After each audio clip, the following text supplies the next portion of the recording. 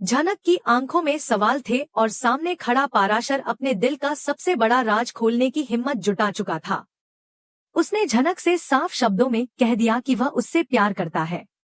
यह बात सुनकर झनक के मन में कई भावनाएं एक साथ उमड़ पड़ी, लेकिन वह खुद भी नहीं जान पाई कि क्या महसूस कर रही है। उसने धीमी आवाज में पूछा कि आखिर वह उसके लिए इतना सब कुछ क्यों कर रहा है।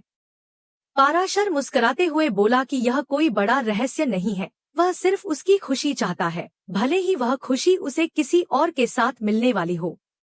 झनक थोड़ी देर के लिए चुप रही, जैसे उसके भीतर कोई तूफान चल रहा हो। वह जानती थी कि पाराशर की भावनाएं सच्ची हैं, लेकिन उसके दिल में वह जगह किसी और के लिए आरक्षित थी, अनिरुद्ध के लिए। पाराशर ने उसे यह भी बताया कि वह चाहता है कि शादी के बाद झनक कुछ दिन और वहीं रुके, क्योंकि उसे डर है कि अगर वह इस शहर से चली गई तो शायद कभी लौटकर न आए। उसकी आंखों में सच्चा डर झलक रहा था, एक ऐसा डर जो खो देने की आशंका से उपजा था। झनक उसकी बातें सुनकर उलझन में पड़ गई। वह जानती थी कि पाराशर जैसा इंसान उसकी परवाह करता है, लेकिन वह उसकी भावनाओं के साथ अन्याय नहीं करना चाहती थी। उसके लिए पाराशर एक अच्छा दोस्त था, लेकिन वह उससे आगे कुछ सोच ही नहीं सकती थी। वह कुछ कहती, इससे पहले ही उसका ध्यान भटक गया, क्योंकि उसके मन में अनिरुद्ध की छवि फिर से उभर आई। दूसरी ओर अनिरुद्ध अपने जीवन के सबसे कठिन फैसले के मुहाने पर खड़ा था। उसने अर्शी से दो टूक कह दिया कि वह अब झनक के साथ रहेगा, चाहे इसके लिए उसे किसी भी कीमत पर क्यों न जाना पड़े। अर्शी को यह सुनकर गुस्सा आया, लेकिन उसने खुद को शांत रखा। वह जानती थी कि अनिरुद्ध की जिद को अब कोई नहीं बदल सकता, इसलिए उसने एक आखिरी दांव खेला। उसने कहा कि वह आपसी तलाक के लिए तैयार है, लेकिन उसके बदले में 20 करोड़ रुपए की गुजारा भत्ता राशि चाहिए। यह सुनकर अनिरुद्ध हैरान रह गया।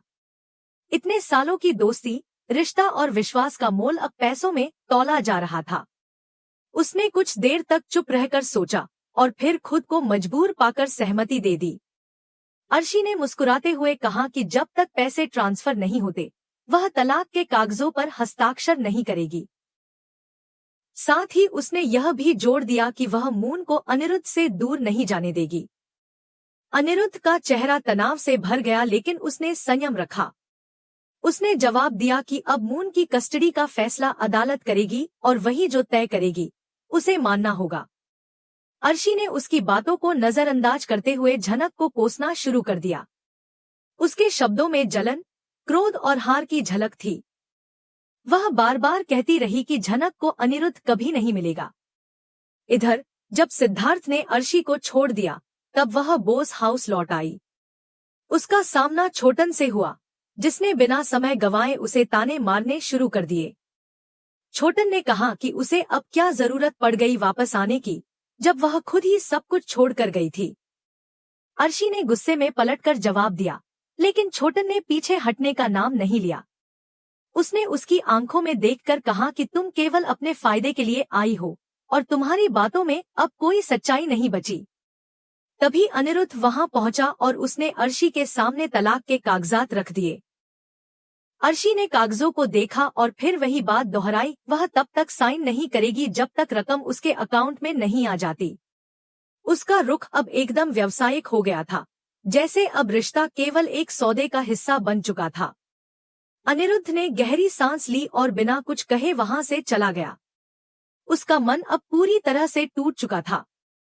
वह जानता था कि उसने जीवन में जितने भी रिश्ते बनाए, उनमें से अधिकतर अब एक बोझ बन चुके हैं। लेकिन फिर भी उसके मन में एक उम्मीद बाकी थी, झनक की। वही झनक जो कभी उसे बिना कुछ कहे समझ जाती थी, वही झनक जो अब किसी और की जिम्मेदारी बनने जा रही थी। अनिरुद्ध के मन में चल रहे संघर्ष और झनक की उलझने अब एक नई दिशा लेने वाली थी। दोनों के रास्ते एक बार फिर टकराने वाले थे, लेकिन इस बार हालात बिल्कुल अलग थे। अर्शी अपने स्वार्थ की आग में जल रही थी और पाराशर अपने प्रेम की आहुति देने को तैयार था। बीच में थी झनक, जो दिल और कर्तव्य के बीच जूझ रही थी। उसे समझ नहीं आ रहा था कि किसे चुने, वह इंसान जो उसके लिए सब कुछ छोड़ने को तैयार है या वह जो बिना शर्त उसके साथ खड़ा है। यह कहानी अब उस मोड़ पर पहुंच चुकी थी जहां हर किरदार का असली रूप सामने आ रहा था। झनक की चुप्पी बहुत कुछ कह रही थी और अनिरुद्ध की खामोशी में भी एक गूंज थी। समय आने वाला था जब इन खामोशियों को आवाज मिलनी थी, जब दिलों के फैसले कानून से टकराने वाले थे और जब झनक को अपने जीवन का सबसे बड़ा निर्णय लेना था, किसे अपना माने और किससे खुद को दूर कर ले। पाराशर और झनक एक शांत क्षण साझा कर रहे थे जब पाराशर ने अचानक हल्की मुस्कान के साथ पूछा कि वह अपनी शादी के तोहफे में क्या चाहती है। झनक उसकी तरफ देखकर मुस्कुराई और कहा कि उसने तो पहले ही बहुत कुछ दे दिया है, उसका साथ, उसका समर्थन और सबसे बढ़कर उसकी दोस्ती। पाराशर ने हंसते हुए कहा कि क्या वह उसे हमेशा यूं ही याद रखेगी या शादी के बाद सब कुछ भूल जाएगी। झनक ने उसकी आंखों में देखकर विश्वास से कहा कि वह उसे कभी नहीं भूलेगी, चाहे कुछ भी हो जाए। उस वक्त के पीछे छिपे भाव गहरे थे, लेकिन दोनों ही उन्हें शब्दों में ढाल नहीं सके। उनके बीच एक न समझा जाने वाला रिश्ता था जो शब्दों से ज्यादा खामोशियों में पनपता था। इधर शहर में एक और तूफान उठने वाला था। ईशानी अपनी लड़ाई के लिए पूरी तरह तैयार हो चुकी थी। उसने फैसला कर लिया था कि वह अब खामोश नहीं बैठेगी। जब अंबिका और अद्रिका ने उस पर आरोप लगाए कि वह केवल खुद के बारे में सोच रही है, तो ईशानी ने दृढ़ता से जवाब दिया कि वह डर के साए में नहीं जी सकती। उसे मृत्यु का डर नहीं है, लेकिन वह अन्याय सहते हुए जिंदा नहीं रह सकती। उसकी आंखों में ज्वाला थी, जैसे वह हर उस बात के खिलाफ खड़ी हो चुकी हो जो उसे तोड़ने की कोशिश कर रही थी। अभिजीत ने उसे समझाने की कोशिश की, लेकिन वह झुकने को तैयार नहीं थी। अंततः अभिजीत ने हार मानते हुए उसके साथ अदालत में पहली सुनवाई में जाने का वादा किया। वहीं पाराशर झनक को एक खास व्यक्ति से मिलवाने के लिए ले गया और वह कोई और नहीं बल्कि अनिरुद्ध था। जैसे ही झनक ने उसे देखा, उसके चेहरे के भाव बदल गए। वह बिना कुछ कहे सब समझ गई। समय ने दोनों को जुदा कर दिया था, लेकिन भावनाएं अब भी वही थी। अनिरुद्ध ने उसे बताया कि अर्शी ने आखिरकार तलाक स्वीकार कर लिया है और अब वे मून के साथ एक नया जीवन शुरू करने जा रहे हैं। झनक ने यह बात शांति से सुनी, लेकिन भीतर कुछ चुपचाप टूट रहा था। उसकी आंखों में एक गहराई थी, एक ऐसा राज जो वह किसी से साझा नहीं करना चाहती थी, उसकी प्रेगनेंसी का। उसने कुछ नहीं कहा, बस चुपचाप सुनती रही और मन ही मन उस बच्चे के बारे में सोचती रही, जो शायद उसका और अनिरुद्ध का इकलौता बंधन था। अदालत में ईशानी और अभिजीत एक नई लड़ाई का सामना कर रहे थे। ईशानी ने दृढ़ता से अभिजीत से कहा कि वह किसी भी हालात का सामना करने के लिए तैयार है। उसका आत्मबल देखकर अभिजीत भी आश्चर्यचकित था। उसने उसे बताया कि उसे एक धमकी भरा कॉल आया है और वह चाहता है कि ईशानी पीछे हट जाए, लेकिन ईशानी ने साफ मना कर दिया। वह जानती थी कि पीछे हटना अब विकल्प नहीं रहा। कुछ देर बाद जीत वहां पहुंचा और हमेशा की तरह अपनी घमंडी मुस्कान के साथ ईशानी का मजाक उड़ाने लगा। उसने अपने ऊंचे राजनीतिक और कानूनी संबंधों का दिखावा किया, लेकिन ईशानी ने उसकी बातों को नजरअंदाज कर दिया। अब वह डरने वालों में से नहीं थी। गांव में झनक और अनिरुद्ध का सामना हुआ तो जैसे समय थम सा गया। अनिरुद्ध ने जो कहा वह झनक के लिए सुनना आसान नहीं था।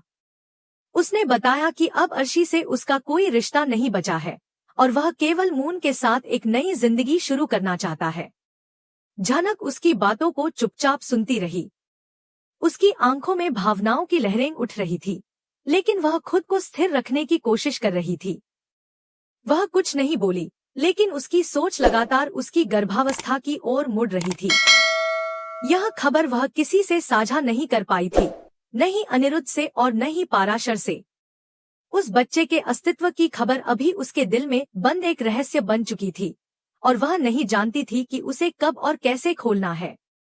इस पूरे घटनाक्रम में हर किरदार अपने संघर्ष से गुजर रहा था। झनक अपने अतीत और वर्तमान के बीच उलझी हुई थी। अनिरुद्ध अपने निर्णयों की कीमत चुका रहा था। ईशानी अपने अधिकारों की लड़ाई में अकेली खड़ी थी और पाराशर अपने प्रेम को चुपचाप निभा रहा था। सब कुछ बदल रहा था, लेकिन एक चीज जो अडिग थी, वह थी समय, जो सबको उसी की गति से चलने पर मजबूर कर रहा था। हर एक मोड़ पर एक नई चुनौती, हर चेहरे पर एक नई कहानी और हर दिल में एक अनकहा दर्द था। झनक की दुनिया में भावनाएं अब बंधनों में बदल रही थी। वह जानती थी कि एक और बड़ा फैसला जल्द ही उसे लेना होगा, वो फैसला जो न केवल उसके भविष्य को बल्कि उसके होने वाले बच्चे की जिंदगी को भी आकार देगा। लेकिन अभी के लिए उसने खुद को चुप रहना बेहतर समझा, क्योंकि कभी कभी खामोशी ही सबसे सच्चा जवाब होती है।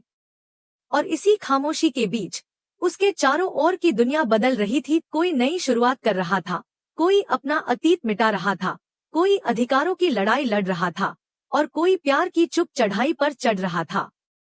पर झनक, वह बस खड़ी थी, उस चौराहे पर जहां भावनाएं, रिश्ते और जिम्मेदारियां तीन अलग अलग रास्तों पर खींच रही थी। और उसे तय करना था कि वह किस ओर चलेगी।